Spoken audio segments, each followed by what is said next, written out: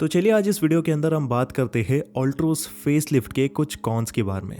Video को शुरू करने से पहले कुछ चीज़ें मैं आपको क्लियर करना चाहता हूँ कि मैं अभी ये आपको बिल्कुल भी नहीं बता रहा हूँ कि ये गाड़ी आपको लेनी ही नहीं है। इनफैक्ट मैं ये कहूँगा कि आपको ये ऑल्ट्रोस कंसिडर करनी चाहिए। इट्स अ गुड कार, लेकिन हर गाड़ी की तरह इसमें भी कुछ छोटी मोटे कॉन्स आपको मिलते हैं जो कि मैं आपके सामने रखना चाहता हूँ। अभी ये सारे कॉन्स आपके सामने रखने का जो आइडिया है ना, वो बहुत सिंपल है। मैं चाहता हूँ कि आप अपने कार बाइंग डिसीजन को थोड़ा सा बेहतर वे में कर सको।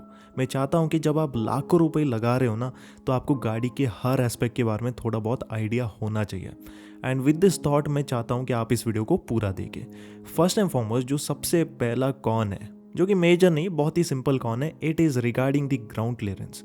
हम सबको मालूम है कि इस गाड़ी में 163 mm की ग्राउंड क्लियरेंस है, और ये 163 mm ना बिल्कुल भी कम नहीं है। बाहर के देशों में बहुत सारी गाड़ियों में आपको इससे भी कम ग्राउंड क्लियरेंस मिलती है, but they never complain about it. Problem ये है कि हमारे जो इंडियन रोड्स है ना, वो इतने ख़राब है ना कि हम ज़्यादा ग्राउंड क्लियरेंस को नॉर्मलाइज कर चुके हैं। जैसे कि अगर आप थोड़ा सा बाहर जाते हो तो एक दो बारिश के अंदर हमारे रोड्स लिटरली बिखर जाते हैं, बड़े बड़े से गड्ढे आ जाते हैं। इससे भी बुरा जो स्पीड ब्रेकर है ना, उसको खुलेआम सबके सामने बनाया जाता है इलीगल वे के अंदर। आप जस्ट इस स्पीड ब्रेकर का साइज देखो। ये जो स्पीड ब्रेकर्स है ना, ये इस गाड़ी के लिए बहुत ज़्यादा प्रॉब्लम है। सो दैट इज़ वाई अगर आपके एरिया में ऐसे बहुत सारे ख़राब रास्ते हैं, जो कि मैं कहूँगा कि 100% होंगे, तो उस कंडीशन में ये ग्राउंड क्लियरेंस आपके लिए थोड़ी बहुत परेशानी दे सकती है। So that is why consider getting a compact SUV अगर आपको गड्ढों में परेशानी वगैरह नहीं चाहिए तो। सेकेंड थिंग जो कि मैं डिस्कस करना चाहता हूँ, that is regarding the engine. Altroz के अंदर दो इंजन ऑप्शंस आते हैं। One is the petrol engine, the second one is the diesel engine. Diesel लेने का प्लान कर रही हो, you can just close your eyes and get it. इससे बेहतर ऑप्शन आपको मिलेगा ही नहीं। इनफैक्ट दूसरे हैचबैक्स में डीजल ऑप्शन आता ही नहीं है आजकल। So performance wise this is good, reliability भी आपको बढ़िया मिलती है, and overall fuel efficiency wise भी you are going to be very happy. लेकिन अगर आप पेट्रोल इंजन कंसिडर कर रहे हो, विच इज़ दी 1.2 लीटर का रेवेट्रॉन, सो कहीं ना कहीं उसमें आपको एक्सपीरियंस उतना बेहतर नहीं मिलता। I am not saying that it's a bad engine, it's a good enough engine, लेकिन इस गाड़ी के साइज़ के हिसाब से ये थोड़ा सा अंडर पावर्ड लग सकता है। प्रॉब्लम इतनी है कि ये गाड़ी इतनी ज़्यादा भारी है ना कि आपको एट द एंड जो पावर टू वेट रेशियो का आउटपुट है ना, वो थोड़ा कम मिलेगा when you compare it with its competitors like the Baleno या फिर i20। और कहीं ना कहीं जब आप इसको हाईवेज में पुश करने की कोशिश करते हो, तो तब जाकर ये गाड़ी थोड़ी बहुत स्लगिश फील हो सकती है। एग्जाम्पल के लिए मान लो कि आप अपने फैमिली के साथ फुल्ली लोडेड गाड़ी हाईवे में चला रहे हो, और आपके सामने एक गाड़ी होती है जिसको आपको ओवरटेक करना है because is going very slow. और मान लो कि आप ऑलरेडी 80 की स्पीड में क्रूज कर रहे हो, and if you want to overtake in that condition, तो ये इंजन थोड़ा सा लेजी फील होगा, ओवरटेक करने में थोड़ा सा ज़्यादा टाइम लगेगा। सो पावर ऑन टैप वाला जो वो एक फील होती है ना, जो कि आपको i20 जैसी गाड़ी में मिलती है, वो चीज़ इस गाड़ी में थोड़ी बहुत मिसिंग है। बट एक सिंपल चीज़ मैं आपको बताना चाहता हूँ कि अगर आप इसको एज अ फर्स्ट कार ले रहे हो, देन ये सारी चीज़ें आपको ज़्यादा पता नहीं लगेगी। In fact you will never know about this. लेकिन अगर आप मारुति या फिर हुंडई जैसी गाड़ियों से इस पर शिफ्ट कर रहे हो, देन मे बी ये इंजन स्लगिशनेस आपको थोड़ी बहुत फील हो सकती है, स्पेशली ऑन दी हाईवेज।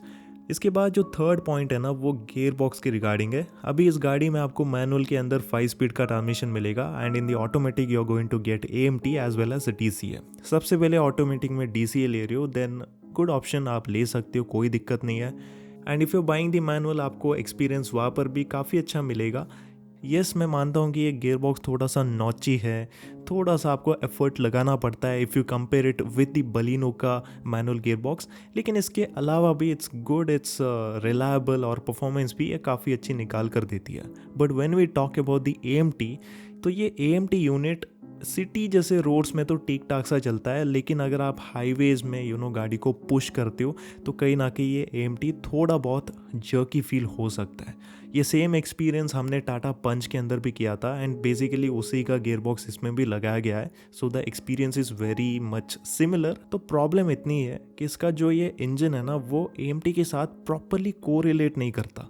तो इनिशियल में ये थोड़ी आपको बढ़िया परफॉर्मेंस देगा, लेकिन जब मिड रेंज में आप पुश करते हो गाड़ी को तो तब जाकर थोड़ी बहुत इसमें जर्कीनेस फील हो सकती है। इस चीज़ को आप स्पेशली तब नोटिस करेंगे if you are coming from the Maruti या फिर हुंडई की AMTs से। उनके जो AMTs है ना काफ़ी ज़्यादा स्मूथ है, अच्छी खासी पावर भी आपको निकाल कर देती है। सो उनके कंपैरिजन में दिस अल्ट्रोज का AMT is still slightly lower.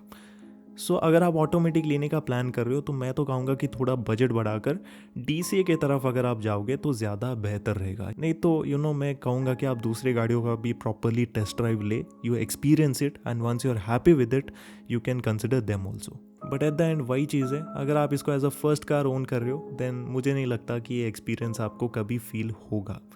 Anyways जो लास्ट एंड फाइनल कॉन है ना वो है रिगार्डिंग द विजिबिलिटी। देखो इस गाड़ी में आपको ओवरऑल विजिबिलिटी बढ़िया मिलती है, लेकिन ए पिलर वाला जो सेक्शन है ना वो कुछ ज़्यादा ही मोटा सा दिया है। I know this will add in the safety but at the and जो विजिबिलिटी है ना वहाँ पर थोड़ी प्रॉब्लम होती है, स्पेशली हिली रीजन्स में। अगर आप टर्न रोड्स में गाड़ी को भगाने की कोशिश कर रहे हो तो साइड में बहुत ख़राब विजिबिलिटी आती है। ये चीज़ हमने नेक्सॉन के अंदर भी फील किया था एंड इवन अल्ट्रोज में भी ये एविडेंट है। सो मे बी शुरुआत में आपको थोड़ी बहुत दिक्कत होगी इसमें, but as the time goes you are going to get use to it.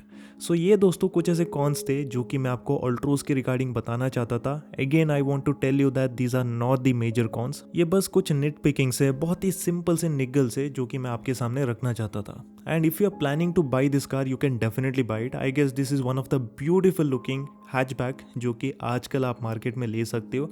And apart from that गाड़ी अच्छी है, प्रीमियम है, कंफर्टेबल भी पहले से ज़्यादा हो चुकी है and it's a good car. बाकी अगर आप कंफ्यूज्ड हो between the all new Altroz और बलिनो तो आप ये वाली वीडियो चेकआउट कर सकते हो। बहुत ही सरल भाषा में सारी चीज़ें मैंने कंपेयर करके आपके सामने रखी है। So you can check it out and get the better idea about it. So video अगर आपको पसंद आई तो वीडियो को जरूर से लाइक करना and if you want to watch more such videos then make sure to subscribe to the channel. इसी के साथ चलिए मिलते हैं आपसे अगली वीडियो में, तब तक के लिए goodbye and take care.